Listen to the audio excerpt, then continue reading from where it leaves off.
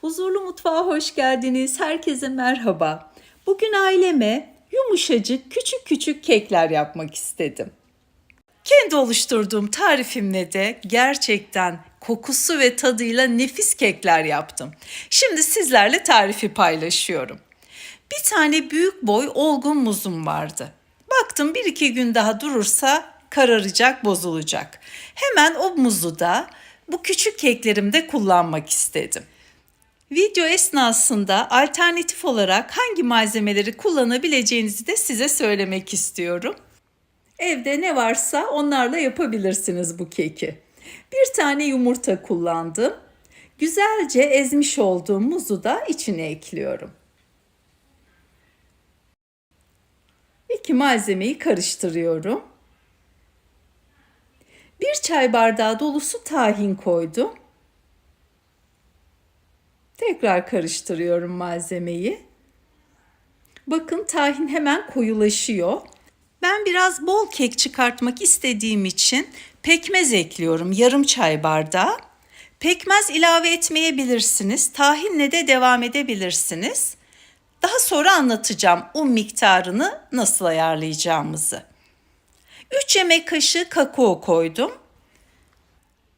Güzelce karıştırıyorum.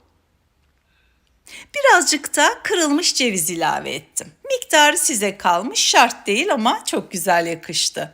Şimdi mısır nişastası ilave edeceğim. Eğer pekmez ya da hurma özü, dut özü gibi sıvı bir malzeme kullanmazsanız nişasta eklemenize gerek yok. Tahinle ve kakao ile devam edebilirsiniz. Şimdi yine 2. kaşık nişastayı koydum. Lütfen kaşıkları tepeleme doldurun. 1 paket de kabartma tozu ilave ediyorum. Tüm malzemeyi karıştırdıktan sonra koyu kıvamlı bir kek malzemesi elde ettim. Bu mis kokulu ve güzel lezzetli karışımı yağlı kağıt serili tepsiye şimdi yerleştireceğim. Her bir kurabiye için 1,5 yemek kaşığı koydum ben. Şimdi birazdan ekliyorum tekrar üstüne. Daha küçük küçük yapmak isterseniz 2 tepsiye yağlı kağıt serin ve sadece 1'er yemek kaşığı koyun. Belki içinizden ne gerek var, bunu kek tepsisi ya da kek kalıbında yapabiliriz diyeceksiniz. Tabii ki yapılabilir, benim böyle keklerim de çoktur. Ama bu şekilde de tam 8 dakikada pişti. Yumuşacık pamuk gibi oldular. Farklı da oldu, o da güzel. Üzerlerine de damla çikolata serptim. Ve şimdi önceden ısıttığım 180 derecedeki fırına attım. Tam 8 dakikada pişti. Aman dikkat edin, çok çabuk pişiyor, yakmayın. Ben tam soğumadan bir spatula ile şöyle size çabucak göstermek için tabağa aldım. Ne kadar güzel görünüyor değil mi? Puf puf küçük kekler. Kurabiyeden daha çok keke dönük bir tarif bu. Biraz malzemem kalmıştı. Onu da hemen küçük bir kare kabı yağlayarak sıcak olan fırına attım. Fırını henüz kapatmadan. Bakın o da pişti. Yani oldukça çıkıyor aslında. 2 tepsiye yağlı kağıt sererseniz bol yaparsınız. Şimdi içini görün.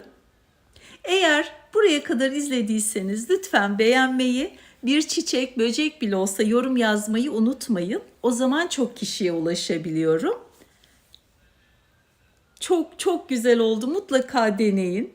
Kanalıma da abone olmak ücretsizdir. Lütfen abone olursanız da yanındaki bildirim zilini tümü diye işaretleyin. O zaman paylaştığım tariflerden hemen haberdar olabilirsiniz ve izlemiş olursunuz. Bildirimler çok önemli. Çünkü ben de abone olduğum kanalların bildirimini açmazsam kesinlikle onları göremiyorum. Önüme gelmiyor. Lütfen bildirimlerinizi açın. İrice bir ceviz geldi keserken, o yüzden parçalandı ve bu da henüz çok sıcak. Şöyle güneş kaçmadan güzel güzel çekmek istedim. Beni Instagram'da da Huzurlu Mutfak Buket Cengiz olarak takip edebilirsiniz. Ayrıca diyet tariflerimin dışında Buket Cengiz adıyla yeni bir YouTube kanalı açtım. Sizleri ve sevdiklerinizi de oraya bekliyorum. Tekrar görüşmek üzere. Şimdilik hoşça kalın.